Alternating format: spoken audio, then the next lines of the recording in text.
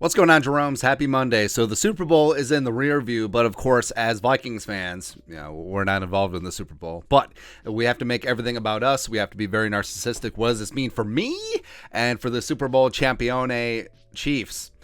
The lesson that the Vikings can take away is how to completely revamp an offensive line in one offseason. Because for all of the plaudits for Mahomes, and rightfully so, that offensive line gets stuff done. And the Chiefs this season, they were first in points, first in yards, first in passing yards, first in passing touchdowns. And yeah, a lot of that is Mahomes. A lot of that is obviously Andy Reid and Travis Kelce. But they need protection because looking back in the day, what happened when Mahomes didn't have protection in the 2020 season? Didn't quite work out.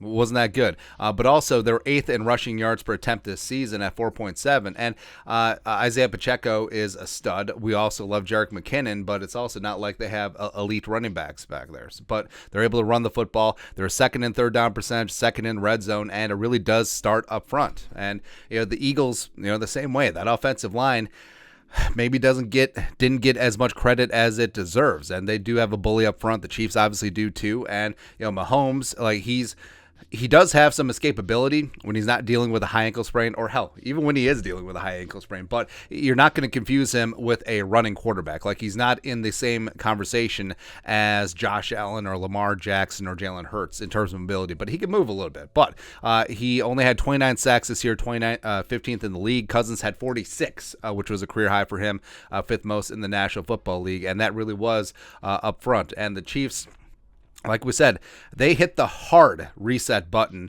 after 2020, after they only scored 9 points in the Super Bowl loss against the Bucs, and they had a lot of injuries along the offensive line. But this was the O-line that they put out against the Tampa Bay Buccaneers and that hellacious pass rush. So left to right, Mike Remmers, the immortal one, something called Nick Aguilaretti, Austin Reeder, who was their backup center on this year's Super Bowl team, Stefan Wisniewski, solid veteran, but he's gone, and then Andrew Wiley before he became Andrew Wiley, one of the more solid right tackles in the game. This is what they rolled out. And remember, they had gotten rid of Eric Fisher, who was the former number 1 overall pick. They got rid of Mitchell Schwartz, who was a stud at right tackle. They completely revamped their offensive line in one offseason because look what it is now. So that 2021 offseason was absolutely huge, where they traded for Orlando Brown Jr., because remember, he was stuck playing right tackle in Baltimore because they had Ronnie Stanley at left tackle. So they made a deal for him. Brett Veach pulled off that coup, and then they franchise tagged him this year. Probably going to franchise tag him in the offseason again, but they have a young stud at left tackle, Jumpin' Joe Thuney, who they made the highest paid guard in NFL history in free agency. Of course, Daddy wanted Thuney very, very badly, but they didn't get him. But he signed in free agency in 2021. And then the draft, they spent a second-round pick on Creed Humphrey, the physical freak center coming out of Oklahoma, as well as a sixth-round pick on Trey Smith, who fell in the draft a little bit because of a lung clot issue. But that cleared up. He finished his career strong at Tennessee. I loved him in the draft, but he wasn't a scheme fit. I don't care. I just want some guys that are going to kick somebody's ass up front, and that's what the Chiefs certainly have. And Andrew Wiley, respect. I mean, he had a rough 2020 Super Bowl. Gave up 9 pressures and a sack against the Bucs, but he has developed into one of the better right tackles in the game. Also had a great game last night in the Super Bowl against the Eagles pass rush. So they have a bully up front. They have an amazing offensive line, and everything. Well, Wiley was developed in-house, and then they completely transformed 80% of their line in one offseason. Right? And yes, hitting on free agency and hitting on draft picks certainly helps, but they did it, and that does give you hope for the Vikings offensive line, because if you look at the Vikings offensive line right now, the only guys that you can pencil in, cement in, is Christian Darrisaw, who's quickly becoming one of the best young left tackles in the game, and Brian O'Neill, even though he's coming back from that Achilles injury. I mean, everything else is open. It is. Bradbury is a free agent, could leave. I think the Vikings should completely remake the interior offensive line. Ed Ingram, who they spent a second-round pick on, yes, insert draft capital, but also you have to start hitting on him. And Ed Ingram, even though he played every single offensive snap, very up and down, very uneven. A lot of the most pressures in the league for a guard. It wasn't great, and also Ezra Cleveland was number 2. So it just wasn't very good all the way around. And Ezra, God love Ezra. I love when they picked him up in the second round out of Boise State in 2020, but it is what it is. He's playing out of position. He should have never been a guard. He's doing the best that he can, but you're also not going to supplant Darrisaw. So I think that Kwesi should get on the phone with left tackle needy teams, gauging trade value, because I think that you could get a mid-round pick for Ezra Cleveland to play left tackle. And if you're Ezra, if you're his agent, you want him to be a left tackle too, because he's clearly playing out of position, and left tackles obviously get paid more than guards. So I think they should go there. So I think the Vikings, well, Ed Ingram should not be handed a starting job. He should be forced to compete, but everything is wide open on the inside. It's like the Vikings have this amazing the Vikings want to make this amazing sandwich for an offensive line. They have fantastic bread. It's like a beautiful brioche or like a challah bread or something like that. So they got Darrisaw and O'Neal. They just got to work on the fillings.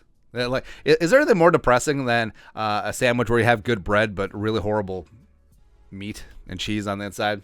Kind of sucks, man. It's whatever. But how can the Vikings go about this? So free agent offensive line is where you start. So there isn't like a There isn't like a Joe Thuney in this year's free agent crop, but of course, there's always a couple surprise cuts, cap casualties, so there could be some big names out there. But Isaac Seumalo, coming out of Philly, he is 29, but had himself a phenomenal season, one of the best guards in the National Football League. He's going to be up there in terms of estimated per year. This is via Pro Football Focus. Ben Powers, the former Oklahoma Sooner, did some fantastic things with the Ravens. Also, Eric DeCosta.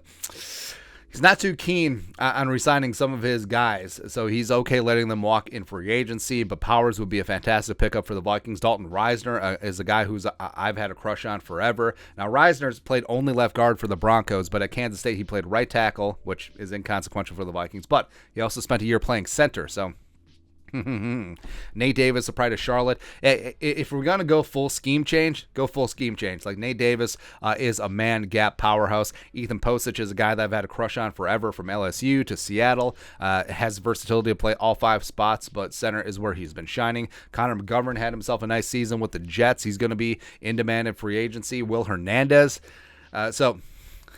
It's funny. So 2018 draft, when the Vikings took my cues, clearly did not work out. Everyone was like, oh, could have took Will Hernandez. And the Will Hernandez was Garbaggio with the Giants. Had himself like a nice bounce back season, a one-off with the Cardinals. He's going to get a little bit of coin in free agency. So there's options there. And then with the draft board, of course, our guy JMS, John Michael Schmitz, up at the top makes sense. Joe Tippmann, even though he's a stupid Badger, is a fantastic center prospect. I don't know why Cody Monch isn't down here. Osiris Torrance. Again, if you want to go full scheme change and regime change, let's go there. Andrew Voorhees, Friday the 13th, coming out of USC. There is a lot of really intriguing options along the interior offensive line. But like I said, the Vikings invested a second-round pick in Ed Ingram. You have to start hitting on some of these guys. And maybe Ed will turn things around. Who really knows? But you know what? If you're Kwesi, if you want to get nuts, let's get nuts. Hey, trade for Quentin Nelson challenge 2023. Why not? I mean, Quentin Nelson, he had sort of a down year, so bring him aboard. Buy low, sell high, that whole thing. Just like bam. That is a professionally done Photoshop. But either way, I mean, the Chiefs' offensive line should be a model for what the Vikings should try to do. They should make big-time moves. They should invest draft capital in the offensive line. They actually should hit some, which would be kind of nice, but I do think that as far as the offensive line goes in 2023, so goes the Vikings offense, because it's amazing what Kirk Cousins and the passing offense was able to do this year with sort of a non-existent running game, as well as getting consistent pressure up the middle. So just imagine what Kirk and JJ and TJ and KJ and the running back TBD can do with a competent interior offensive line. So hopefully the Vikings get after it this offseason. But your thoughts are thoughts. The Vikings need to copy what the Chiefs did along the offensive line. Let us know your thoughts and our thoughts in the comment section below. Subscribe for daily Vikings takes. Want to support the work, put a little something in the Venmo. But till next time, Skol, production value.